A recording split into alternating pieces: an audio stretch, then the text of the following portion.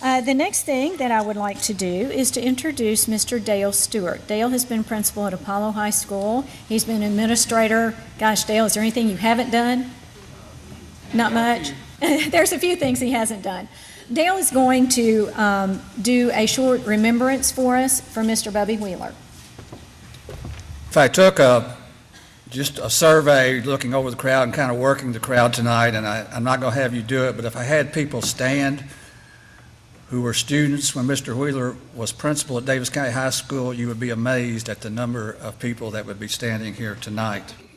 And I think it's very appropriate that we're recognizing Mr. Wheeler here at Davis County High School tonight.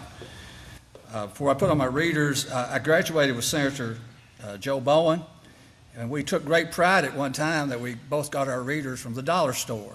So, on January 11th, 2013, the Davis County Public Schools lost a man who has made significant contributions to the school system. That man was W.P. Wheeler. I cannot call him Bubby. Mr. Wheeler was born January 8th, 1927.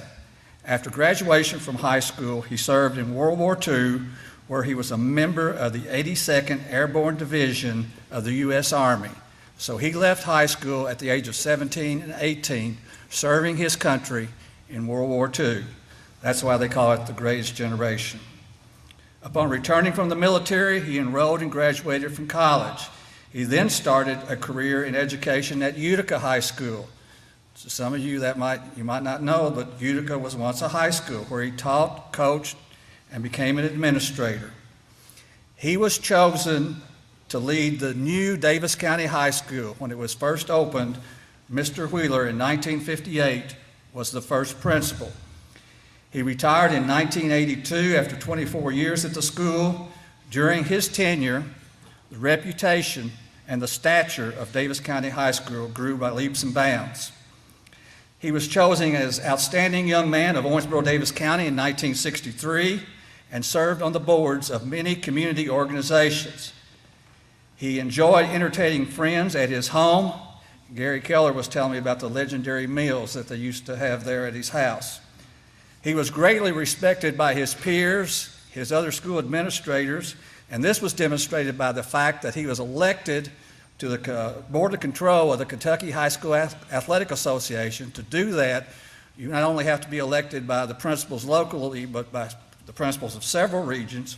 And then while on the board, he served as the president of the Kentucky High School Athletic Association, which means that the other people on the board thought enough of him to make him their president. He led in a low-key, caring way and helped many young people along the way. A week before my high school graduation, he called me into his office. Now let me repeat that. A week before my high school graduation, Mr. Wheeler called me into his office. I was one scared puppy because I had been a fourth period teacher's aide, and I had actually spent more time than I should have my senior year at the Rack and Cube pool hall. And I thought he'd figured that out. Now some of you laugh, but there's some of you in the same car with me here tonight.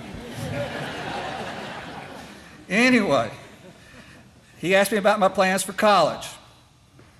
I told him I was not sure if I was going to college because of monetary factors. He proceeded to say he was going to help me.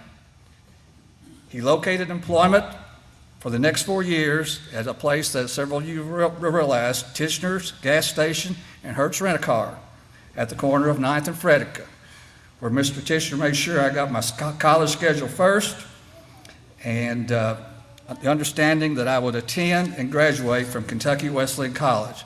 I just always thought that was so neat that Mr. Wheeler took time out to do that for one student. In 1997, while at a reception where Apollo High School and myself were being honored, I got to publicly thank him for what he did for me in 1968.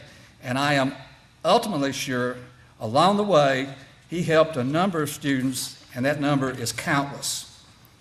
His portrait hangs in the lobby of this school. As a final moment of tribute and honor for Mr. Wheeler and his family, please join me in a moment of silence.